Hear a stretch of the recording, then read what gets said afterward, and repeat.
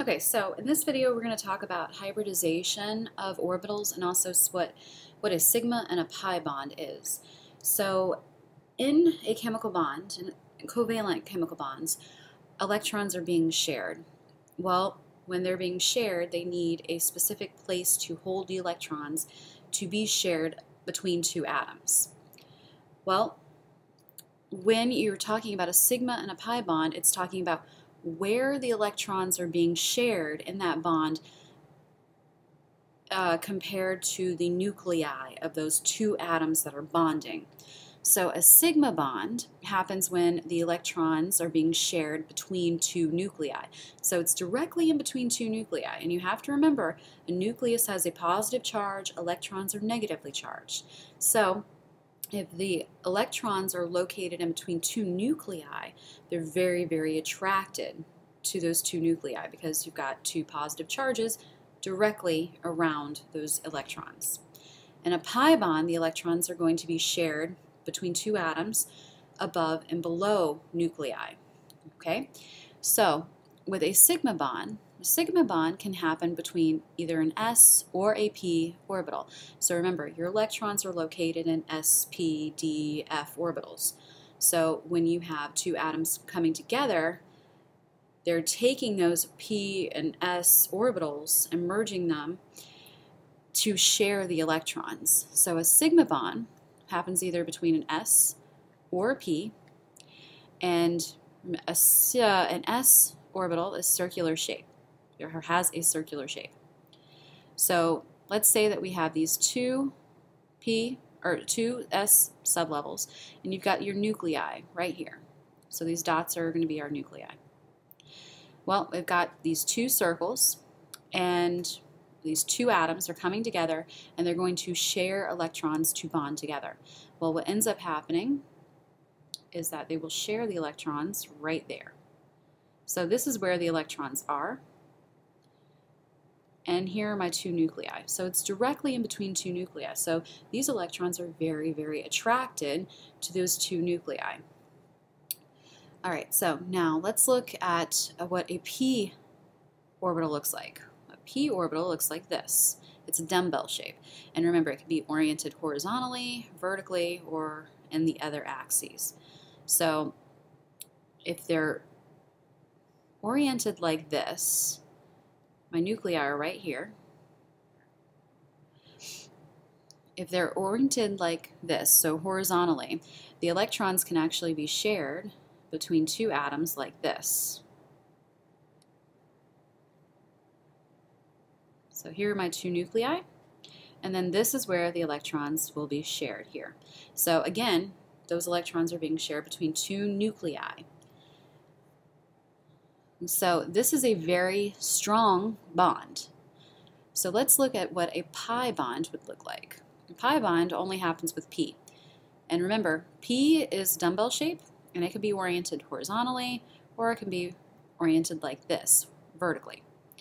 So if I have two p orbitals that are vertical like this, and they come together, these two atoms are coming together to share electrons,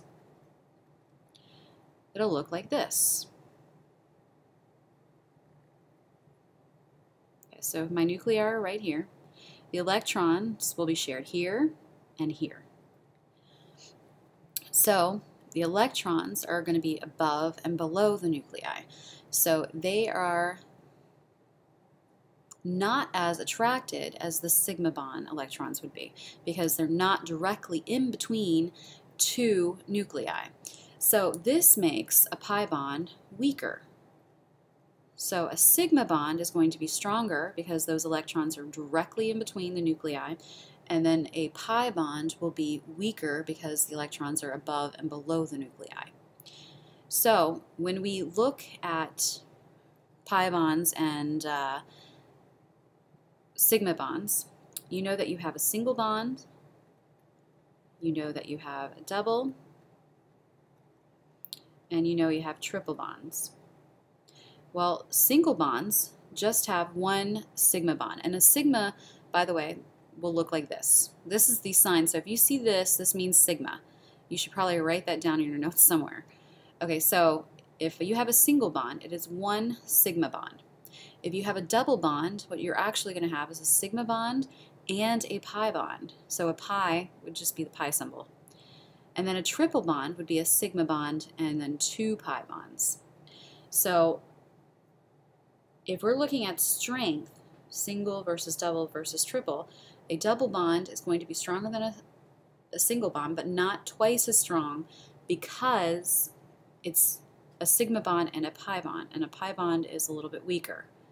So a triple bond will be stronger than a double bond, but it's not 3 times as strong as the single bond because it's one sigma bond and two pi bonds. And a pi bond is not as strong as a sigma bond. So when we talk about sigma and pi, we're just talking about where the electrons are being shared between two atoms. Okay, so let's look at this. So I'm going to go over hybridization in a minute, but if you have a single bond, that's made with a sigma bond only. So the electrons are going to be shared directly between two nuclei. If you have a double bond, that means you have one sigma bond and then one pi bond. If you have a triple bond, that means that you have one sigma bond and two pi bonds.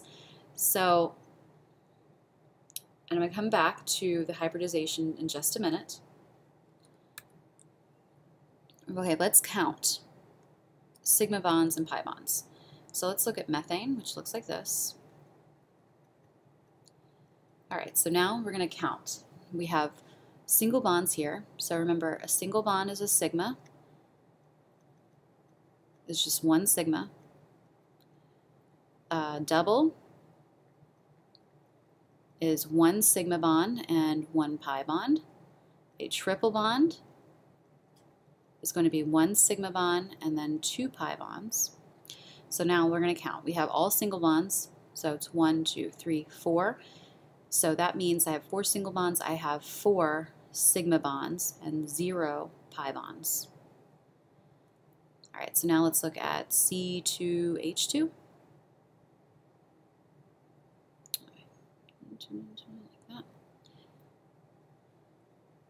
Okay, so now we're going to count. We've got 1, 2 single bonds, so that's 2 sigma bonds right there. So I have a sigma bond here, and then right here a triple bond is equal to 1 sigma, so that's another sigma right there, and 2 pi bonds.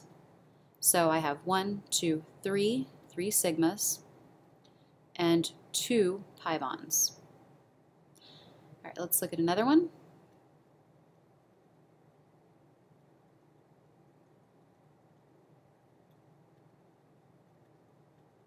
Okay, so now we're going to count. We have 1, 2, 3, 4. 4 single bonds here, so that's going to be a sigma bond here, here, here, and here. And then we have a double bond, which is going to be a sigma bond and 1 pi bond. So I have 1, 2, 3, 4, 5 sigma bonds and 1 pi bond here. All right, so now, how does this impact a molecule? Well, we have something called isomers, and then an isomer is basically when you have the same formula, but it has a different structure. And that happens because of these pi bonds. So atoms can rotate around a sigma bond, so they can actually move, but pi bonds, the atoms cannot rotate around. So if you have a pi bond, that means the atoms cannot rotate. So these are actually isomers. This is a cis isomer and a trans isomer. So basically you've got 2 chlorines on one side, and then on the trans you have the chlorine on this side and then the chlorine on this side. And this becomes very, very important when it comes to biochemistry, because depending on how the molecules are structured, I mean, this versus this can make a huge impact on what kind of chemical reactions happen. And it's really weird that something so small can make a huge difference. But actually, there was a case in the 50s where there were 2 different isomers of drugs, and the wrong one was given out, and because of that, it actually led to deformities in fetuses and pregnant women. So that can be hugely important. All right, so let's look at what hybridization is. Okay, hybridization is when you have atoms coming together. They're going to share electrons. Well, they need a specific spot to put those electrons in. So normally when you have just an atom, the electrons are just arranged in the configuration. So they're in their 1s2, 2s2, 2p, whatever. But when they bond, what ends up happening is that those orbitals will start merging together to make space for electrons to come in and be shared. So when you look at carbon's configuration is 1s2, 2s2, 2p2. Well, when it comes to bonding, we only care about the valence electrons, so everything at energy level 2. And what ends up happening is we combine this s orbital and the p orbitals together to make 4 new places for the electrons to be shared. So the s orbital combines with your 3p orbitals so that you can actually share electrons with 4 other atoms. And then we actually call this sp3 hybridized. So this is what it kind of looks like. You take the p orbitals that are available with the 1s orbital, you mix them together to get sp3. So it takes 1s and then 3 p orbitals to make sp3. And then it basically makes room to put more electrons to be shared with atoms. Well, you have 5 different types of hybridization: sp, sp2, sp3, sp3d, sp3d2. And basically, an sp is 1s and 1p. An sp2 is 1s and 2p, and so on. So what you do to determine the hybridization is you count your pairs of electrons. So you're going to count lone pairs. So lone pairs of electrons. And then you're also going to count sigma bonds. So double bonds and triple bonds you're not going to count, but sigma bonds you will. Well, I'll show you guys what I mean. All right, so let's look at water. Water is this. Okay. So we're looking at the central atom, and what we're going to do is we're going to count lone pairs. So I've got 1, 2 lone pairs. And then I've got 1, 2 single bonds. And remember, a single bond is a sigma bond. So I have 2 sigma bonds. So that means that I have 4 electron pairs altogether. Well, 4 electron pairs means I would have 1 s orbital combined with 3 p orbitals. So if you count, that's 1s plus 3 would give you 4. So it's sp3 hybridized. So when this molecule is formed, it takes an s and 3 p orbitals, combines them together to make room for the electrons to be shared. All right, let's look at C2H4.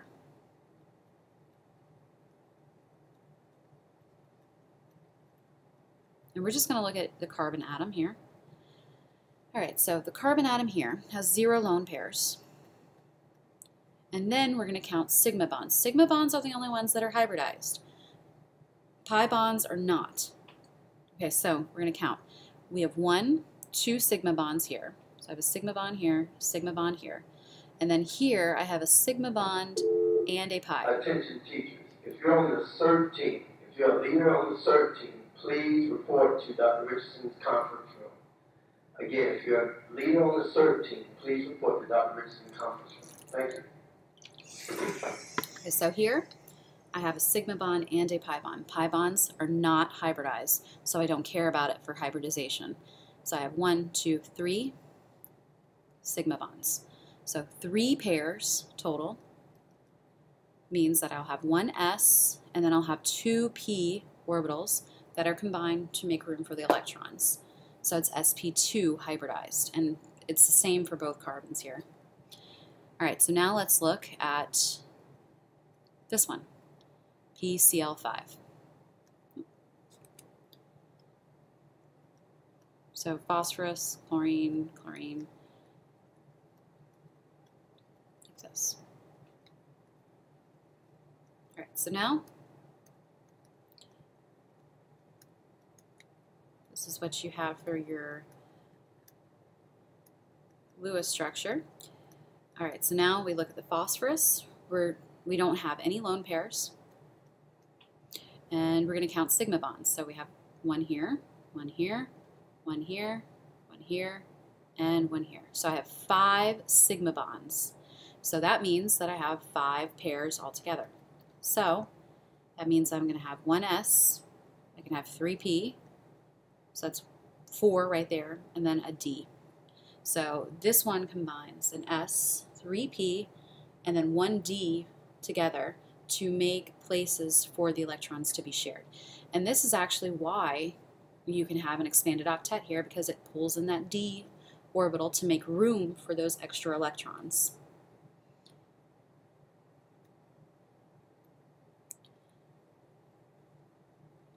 Okay, so let's do another one. Let's do carbon dioxide.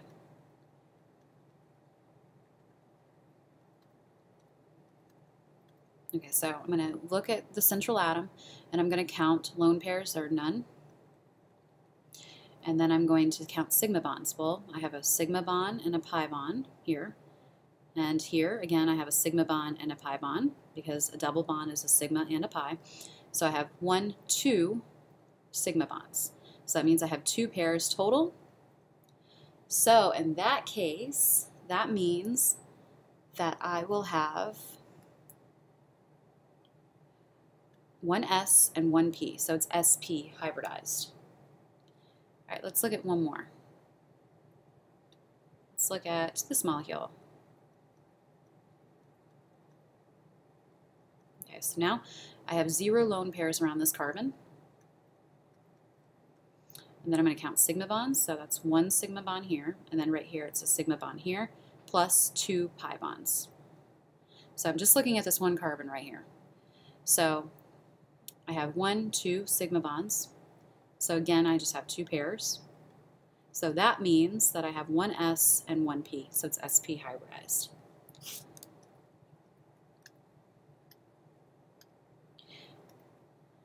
Okay, so there's something called molecular orbital theory. We're not going to get into too much detail here, but basically there's 2 different theories. There's valence bond theory, and then there's molecular orbital theory. Valence bond theory is when you are looking at hybridization. So basically, when you share electrons, the orbitals will merge together, hybridize, and the electrons are confined in these specific orbitals. They're in specific spots. Now, molecular orbital theory, the electrons occupy molecular orbitals. So basically, the electrons might be moving around the molecule and not just confined to one spot. So this is something that helps explain stuff that valence bond theory just can't. So an example of this would be carbonate. So we know that carbonate has a double bond here and 2 single bonds somewhere in it. Well, bond length says that this should be longer, this should be shorter, but what we end up seeing is that what you have is that you have all of them at the same length, and that's because the electrons can actually move here or they could move here. They are delocalized in the molecule, which ends up basically stating that you're going to have something that looks like this. So basically these electrons are kind of moving around, and what ends up happening is that the length is shorter than a single bond, but not as short as a double bond. And then that is something that valence bond theory cannot explain, because it says in valence bond theory the electrons should just be in one spot. But in molecular orbital theory, it says that they can be moving around the molecule.